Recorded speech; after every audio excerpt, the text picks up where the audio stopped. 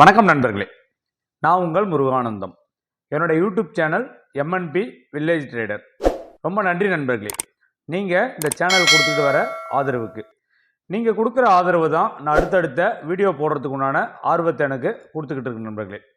So நம்மளோட சேனலை புதுசாக பார்க்குற நண்பர்களாக இருந்தால் நம்மளோட சேனலை சப்ஸ்கிரைப் பண்ணிவிட்டு பாருங்கள். நாம் கொடுக்குற தகவல் உங்களுக்கு பயனுள்ளதாக இருக்கிற பட்சத்தில் நம்மளோட சேனலை உங்கள் நண்பர்களுக்கு ஷேர் பண்ணுங்கள், லைக் பண்ணுங்கள், உங்களுடைய கருத்துக்களை நம்மளுடைய கமெண்ட் பாக்ஸில் தெரிவிங்க நண்பர்களே. ஸோ இன்றைக்கான வீடியோவில் நம்ம என்ன பார்க்க போகிறோம் அப்படின்னா, நிறைய நண்பர்கள் வந்து பார்த்தீங்க அப்படின்னா, ஸோ நான் ரொம்ப நாளாக மார்க்கெட்டில் இருக்கேன் சார், கிட்டத்தட்ட 4 வருஷம் 5 வருஷமாக நான் தொடர்ந்து மார்க்கெட்டில் தான் இருக்கேன். நிறைய ப்ராஃபிட்டும் பண்ணுறேன், நிறைய லாஸும் பண்ணுறேன். ஆனால் மொத்தத்தில் கூட்டி கழிச்சு பார்க்க போனால் நான் லாஸில் தான் இருக்கேன். எப்படி சார் நான் இந்த லாஸை வந்து ரெக்கவர் பண்ணுறது, எப்படி சார் இந்த மார்க்கெட்டில் வந்து ப்ராஃபிட் பண்ணுறது அப்படிங்கிற சந்தேகத்தை தொடர்ந்து நம்மகிட்ட கேட்டுட்டு இருக்காங்க. அதாவது சார், இந்த மார்க்கெட்டில் பணம் சம்பாதிக்க முடியும்னு எனக்கு தெரியுது, ஆனால் என்னால் மட்டும் பணம் சம்பாதிக்க முடியல, தொடர்ந்து நான் லாஸ் ஆகிட்டே இருக்கேன். நான் கிட்டத்தட்ட இந்த மார்க்கெட்டில் வந்து பார்த்தீங்கன்னா 10 லட்சம் 15 லட்சம் விட்டுட்டேன். ஸோ இந்த 3 வருஷத்தில் 4 வருஷத்தில் 5 வருஷத்தில் ஈவன் எக்ஸ்பீரியன்ஸ்டு ட்ரேடருமே நிறைய பணத்தை இந்த மார்க்கெட்டில் இழந்திருக்காங்க. ஆனால் இந்த மார்க்கெட்டை விட்டு போகக்கூடிய எண்ணம் கிடையாது. அதுக்கு ரீசன் என்ன அப்படின்னா, இந்த மார்க்கெட்டில் பணத்தை திரும்ப எடுக்க முடியும் அப்படிங்கிற நம்பிக்கை அவங்களுக்கு இருக்குது. ஆனால் தொடர்ந்து லாஸ் பண்ணிக்கிட்டு இருக்காங்க. அது ஏன் என்னன்னா, நான் அந்த பங்குச்சந்தையில் தொடர்ந்து நஷ்டம் அடைகிறேன், என்னால் பணத்தை சம்பாதிச்சு லாபமாக வர முடியல, அதுக்கு என்ன காரணம், அதுக்கு நான் என்ன பண்ணணும் அப்படிங்கிற கேள்விக்கான பதிலை தான் இந்த வீடியோவில் நம்ம பார்க்க போகிறோம். இந்த வீடியோ கொஞ்சம் லென்த்தியாக இருக்கிறதுக்கான வாய்ப்பு இருக்குது, யாரும் ஸ்கிப் பண்ணாமல் பாருங்கள். ஸோ பங்குச்சந்தை அப்படிங்கிறது இங்கே வந்து ஒன்லி எல்லாருமே நினைக்கிற மாதிரி இது ஒரு சூதாட்ட களம் கிடையாது. இங்கே வந்து நம்ம பணத்தை மட்டும்தான் லாஸ் பண்ணுவோம் அப்படின்னு கிடையாது. ஸோ பங்குச்சந்தையில் வந்து பார்த்தீங்கன்னா, யார் ஒருத்தர் வந்து ரொம்ப கேர்ஃபுல்லாக ட்ரேட் பண்ணுறாங்களோ, கேர்ஃபுல்லுங்க அப்படிங்கிற மீனிங் என்ன அப்படின்னா, 2 டீம் இன்றைக்கி கிரிக்கெட் விளையாடிட்டு இருக்கு அப்படின்னா, வின் பண்ணுற டீமுக்கும் லூஸ் பண்ணுற டீமுக்கும் ஒரு சின்ன டிஃப்ரென்ஸாக இருக்கும். என்ன அப்படின்னா, லூஸ் பண்ணுற டீம் வந்து சரியான பாலை விளையாடி இருக்க மாட்டாங்க, தேவையில்லாமல் லூஸ் பாலை தொட்டு வந்து பார்த்தீங்கன்னாக்கா அவுட் ஆகிருப்பாங்க, விக்கெட்டை விட்டு கொடுத்துருப்பாங்க, நிறைய கேட்சை இம்பார்ட்டண்டான கேட்சை வந்து மிஸ் பண்ணியிருப்பாங்க. ஒரு நல்ல ஒரு பேட்ஸ்மேனுக்கு ஒரு கேட்சை மிஸ் பண்ணோன்னா அவர் செஞ்சுரி அடிச்சுட்டு வெளியே போயிருப்பார். ஸோ அதே வந்து வின் பண்ண டீம் வந்து பார்த்தீங்கன்னா இந்த தப்பை எதுவுமே பண்ணியிருக்க மாட்டாங்க. ஸோ இந்த வித்தியாசம் தான். கிட்டத்தட்ட மார்க்கெட்டும் அப்படி தான். பங்குச்சந்தையில் எவ்வளோ பெரிய எக்ஸ்பீரியன்ஸ்டு ட்ரேடராக இருந்தாலும் கூட பங்குச்சந்தையில் ப்ராஃபிட்டு லாஸு அப்படிங்கிற விஷயம் எல்லாருக்குமே பொதுவான ஒரு விஷயந்தான். நீங்கள் யாரோட ஹீட் மேப்பை எடுத்து பாருங்கள், அவங்களுடைய போர்ட்ஃபோலியோவை எடுத்து பாருங்கள், அவங்க இன்ட்ராடே ட்ரேடராக இருந்தாலும் சரி, பொசிஷனல் ட்ரேடராக இருந்தாலும் சரி, என்ன ஸ்விங் ட்ரேடராக இருந்தாலும் சரி, அவங்களுடைய அந்த ஜேர்னி மார்க்கெட்டோட பயணத்தை எடுத்து பார்த்தீங்க அப்படின்னா, மாதத்தில் 20 நாள் 25 நாள் மார்க்கெட் இருக்குது அப்படின்னா, அந்த 20 to 25 நாளுமே அவங்க ப்ராஃபிட் பண்ணியிருக்க மாட்டாங்க, எல்லா நாளுமே அவங்க க்ரீனில் முடிச்சிருக்க மாட்டாங்க. அவங்களுக்கும் பார்த்தீங்க அப்படின்னா தொடர்ந்து 2 நாள் 3 நாள் ப்ராஃபிட் வந்திருக்கும், ஒரு நாள் லாஸ் பண்ணியிருப்பாங்க, அதுக்கப்புறம் ஒரு நாள் ப்ராஃபிட் வந்திருக்கும், ஒரு நாள் பெரிய ஹியூஜ் ப்ராஃபிட் வந்திருக்கும், ஹியூஜ் லாஸ் பண்ணியிருப்பாங்க. பட் அவங்க என்ன பண்ணியிருப்பாங்க அப்படின்னா, எண்ட் ஆஃப் த மந்த்து இல்லை எண்ட் ஆஃப் த ஜேர்னி இந்த பயணத்தில் வந்து பார்த்தீங்க அப்படின்னா அவங்க ரொம்ப ப்ராஃபிட்டபிள் ட்ரேடராக இருப்பாங்க. ஒரு ப்ரோ ட்ரேடர் அப்படிங்கிறவங்க வந்து பார்த்தோன்னா பிகினர்ஸு. ஸோ இல்லை இன்னுமே வந்து நம்ம முதிர்ச்சி அடையாமல் இருக்கும் அந்த பங்குச்சந்தையில் அப்படிங்கிறவங்க என்ன பண்ணோம் அப்படின்னா, பெரிய பெரிய ப்ராஃபிட்டையும் பண்ணுவோம், பெரிய பெரிய லாஸையும் பண்ணுவோம், கூட்டி கழிச்சு பார்த்தா நம்ம நஷ்டத்துலேயே இருப்போம். இதுக்கு என்ன சார் காரணம் அவங்களுக்கும் நமக்கும் அப்படின்னு பார்த்தீங்க அப்படின்னா, அவங்க என்ன பண்ணுவாங்க, ப்ரோ ட்ரேடர் அப்படிங்கிறவங்க அவங்களோட சிஸ்டத்தை பிலீவ் பண்ணுவாங்க. ஃபார் எக்ஸாம்பிளுக்கு நம்மளுடைய பேங்க் நிஃப்டி நான் எக்ஸ்பைரி டே ஸ்ட்ராட்டஜியை பொறுத்த வரைக்கும் பார்த்தீங்க அப்படின்னாக்கா, ஒரு 5 லாட் வச்சு ட்ரேட் பண்ணுற நண்பர் யாராக இருந்தாலும் சரி, அது நானுமே 5 லாட் தான் வச்சு ரன் பண்ணிட்டு இருக்கேன். அது உங்களுக்கு தெரியும், பேங்க் நிஃப்டியோட நான் எக்ஸ்பைரி டே ஸ்ட்ராட்டஜி. அந்த ஸ்ட்ராட்டஜியோட முழு விஷயம் என்ன அப்படின்னு பார்த்தீங்க அப்படின்னா, ப்ராஃபிட் வரும்பொழுது கண்டிப்பாக நமக்கு வந்து பார்த்திங்கன்னா எவ்ரிடே ஆவரேஜாக 1% அப்படிங்கிற ரேஞ்சுக்குள்ளார நமக்கு தொடர்ந்து ப்ராஃபிட்டை கொடுத்துட்ருக்கும். லாஸ் வந்தாலுமே ஆவரேஜான லாஸ் அப்படிங்கிறது பிலோ 1% வந்து நம்ம ஃபர் டேவில் இருக்கிறதுக்கான வாய்ப்பு இருக்குது. ஸோ பெரிய லாஸ் வந்தால் எவ்வளோ சார் வரும் அதிகபட்சமாக அப்படின்னு கேட்டிங்க அப்படின்னா, கிட்டத்தட்ட ஒரு 2 to 2.5% வரைக்கும் வரும். அப்படின்னா 2 to 2.5% எவ்வளோ சார் அப்படின்னு கேட்டிங்கன்னா, 25,000 30,000 வரைக்கும் கூட லாஸ் வர்றதுக்கான வாய்ப்பு இருக்குது. அந்த பேங்க் நிஃப்டியோட நான் எக்ஸ்பைரி டே ஸ்ட்ராட்டஜியை ரன் பண்ணுற நண்பர்களுக்கு, 5 லாட் வச்சு ரன் பண்ணுற நண்பர்களுக்கு கிட்டத்தட்ட 30,000 வரைக்குமே லாஸ் வர்றதுக்கான வாய்ப்பு இருக்குது. ப்ராஃபிட் வந்தாலும் ஹையஸ்ட்டாக 30,000 வரைக்குமே ப்ராஃபிட் வர்றதுக்கான வாய்ப்பு இருக்குது. ஸோ அப்போது அந்த எப்படி அந்த ட்ரேடை நம்ம அணுகணும் அப்படின்னாக்கா, இன்றைக்கி நான் இந்த ட்ரேடை போடுறேன் சார், இந்த ட்ரேடை போட்டோம் அப்படின்னாக்கா எனக்கு வந்து பார்த்தீங்கன்னாக்கா அதிகபட்சமாக லாஸ் வந்தால் 30,000 லாஸ் வர்றதுக்கான வாய்ப்பு இருக்குது எனக்கு. ஸோ பரவாயில்ல, அதை நான் அக்செப்ட் பண்ணிக்கிறேன் அப்படிங்கிற அளவில் தான் உங்களுடைய லாட் சைஸ் இருக்கணும். ஸோ ஒன்லி ப்ராஃபிட்டை மட்டுமே ஃபோக்கஸ் பண்ணி 10 லாட் போடுறோம், 20 லாட் போடுறோம், 30 லாட் போடுறோம் அப்படின்னு போட்டோம் அப்படின்னா லாஸ் வர அன்னைக்கு பெருசாக வரும்போது அதை நம்மளால் அக்செப்ட் பண்ணிக்க முடியாது. இன்றைக்கி நான் ஏன் 5 லாட் போடுறேன் அப்படின்னாக்கா 5 லாட்டில் ஹையஸ்ட்டாக 30,000 வரைக்கும் லாஸ் வரதுக்கான வாய்ப்பு இருக்குது. அதை அக்செப்ட் பண்ணிக்க நான் தயார் அப்படிங்கிற ஒரு மனநிலையோடு தான் அந்த 5 லாட் நான் ஃபிக்ஸ் பண்ணியிருக்கேன். ஸோ இதே ஏன் நான் 10 லாட் போடலை அப்படின்னா 60,000 70,000 லாஸ் வரும்போது அது என்னோட கேபிட்டலுக்கு என்னோட போர்ட்ஃபோலியோக்கு நல்லது கிடையாது. அப்படிங்கிறதுனால தான் நம்ம வந்து ஃபிக்ஸ் பண்ணியிருக்கோம். அதே போல் அதில் 30,000 வரைக்கும் ப்ராஃபிட் வரதுக்கான வாய்ப்பு இருக்குது, 30,000 வரைக்கும் லாஸ் வரதுக்கான வாய்ப்பு இருக்குது அப்படின்னா ப்ராஃபிட்டை விடுங்க. ப்ராஃபிட்டை பற்றி யாரும் இங்கே யோசிக்க போகிறதே கிடையாது.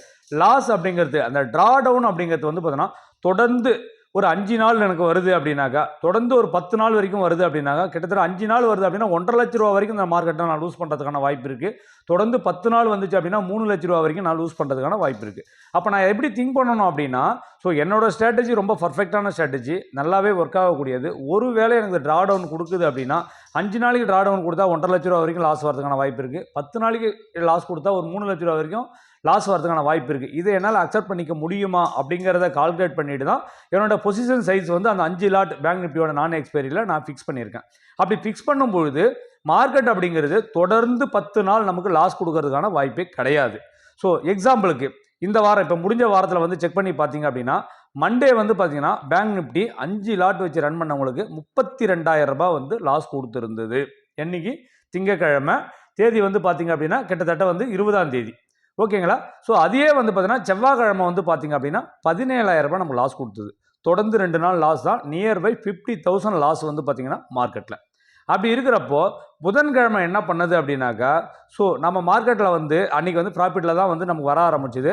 ப்ராஃபிட் வந்து அன்றைக்கி எண்ட் ஆஃப் தி டே 35,000 வந்து அது நமக்கு ப்ராஃபிட்டை கொடுத்தது.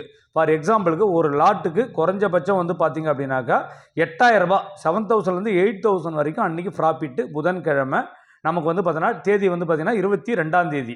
ஓகேங்களா? அன்றைக்கி நான் என்ன பண்ணேன், நான் அன்றைக்கி எல்லாருக்குமே போஸ்ட் பண்ணியிருந்தேன். என்னோட ப்ராஃபிட் வந்து பார்த்தீங்கன்னா 13,000 ரூபாய் அப்படின்னு சொல்லிட்டு.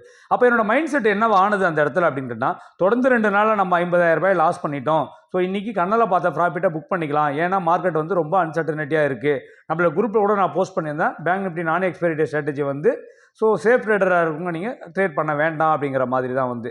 ஸோ நானுமே அந்த மைண்ட் செட்டோட தான் என்ன பண்ணேன் அப்படின்னா, அன்றைக்கி அந்த ஒரு 13,000 ரூபாய் ப்ராஃபிட்டை காட்டின உடனே போதும் அப்படின்னு நான் புக் பண்ணிட்டேன்.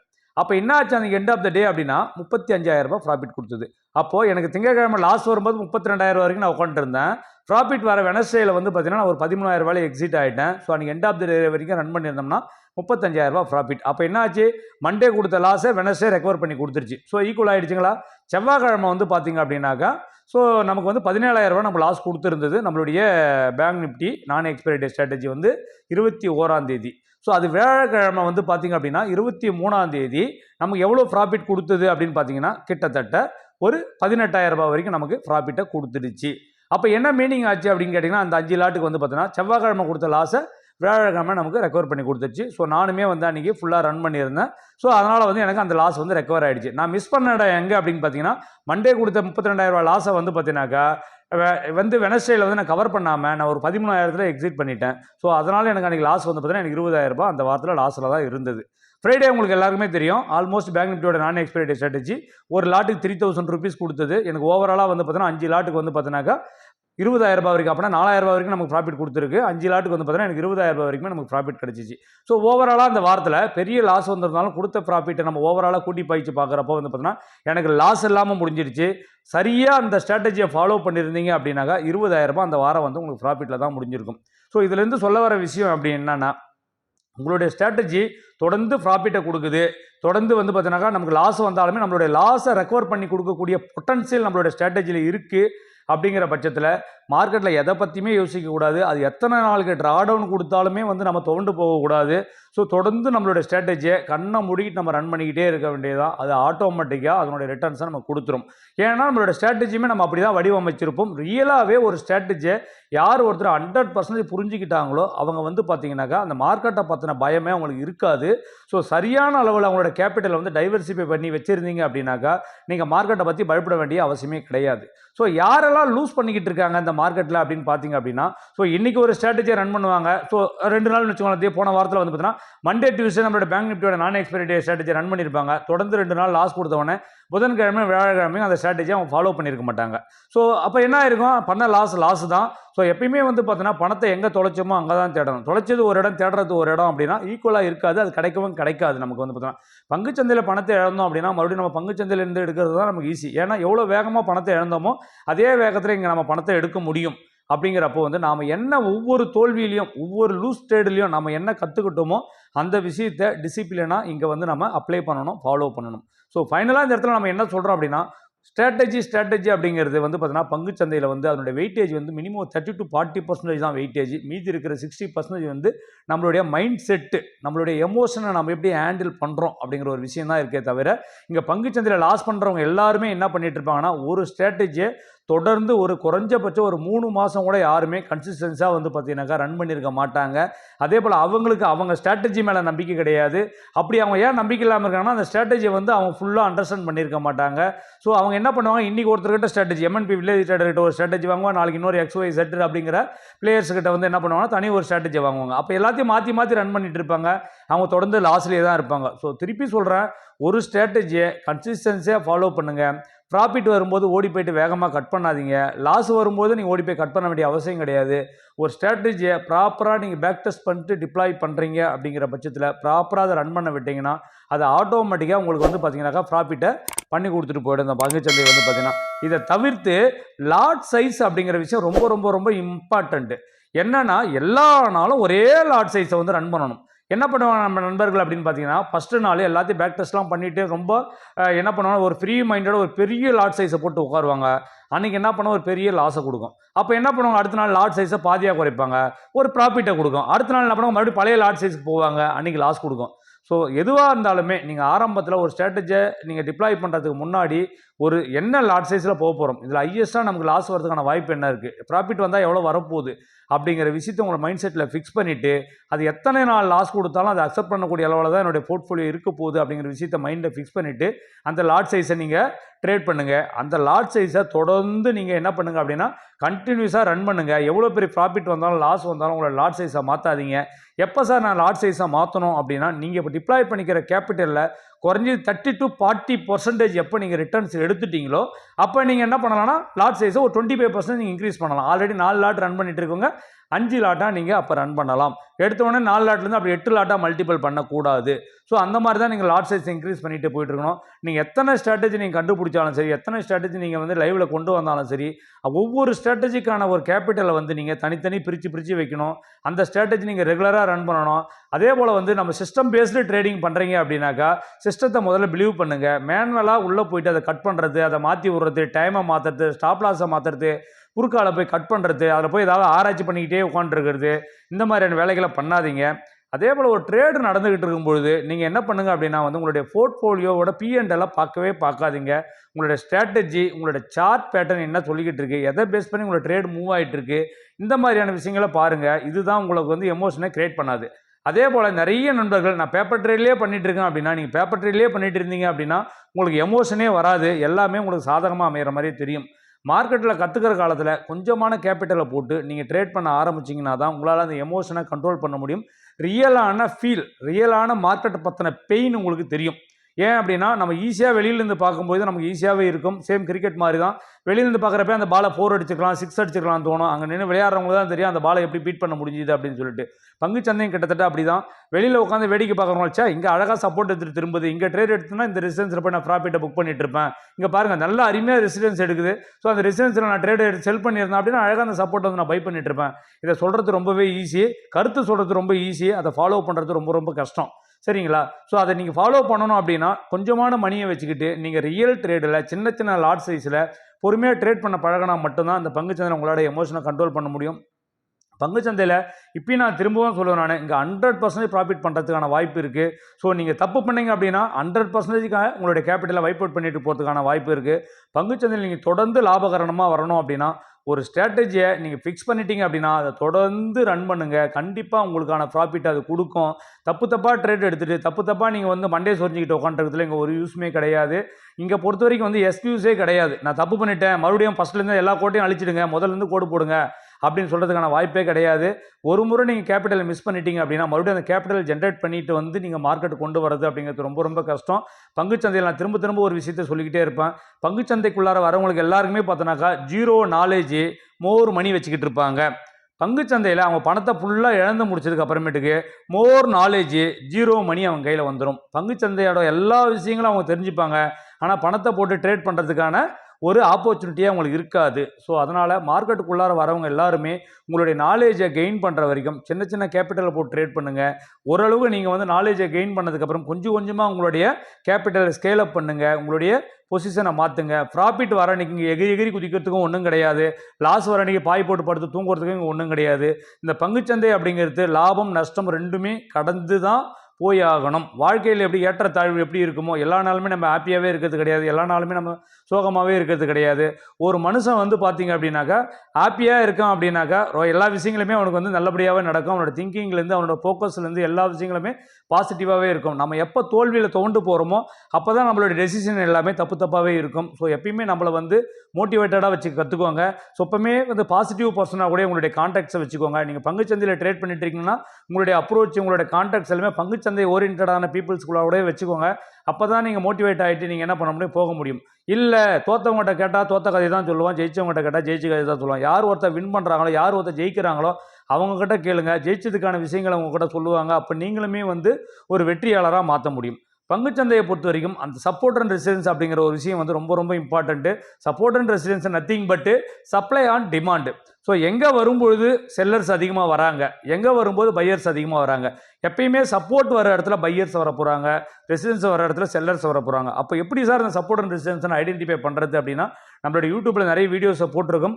அப்படிலாம் நீங்கள் ஷார்ட்டாக நான் சொல்கிறேன் பாருங்கள். நீங்கள் வந்து இன்ட்ராடே ட்ரேடர் அப்படின்னா வந்து அவர்லி டைம் ஃப்ரேமில் உங்களுடைய கேண்டில் ஸ்டிக் பேட்டர்னில் வந்து சப்போர்ட் அண்ட் ரெசிஸ்டன்ஸை ட்ராப் பண்ணுங்கள்.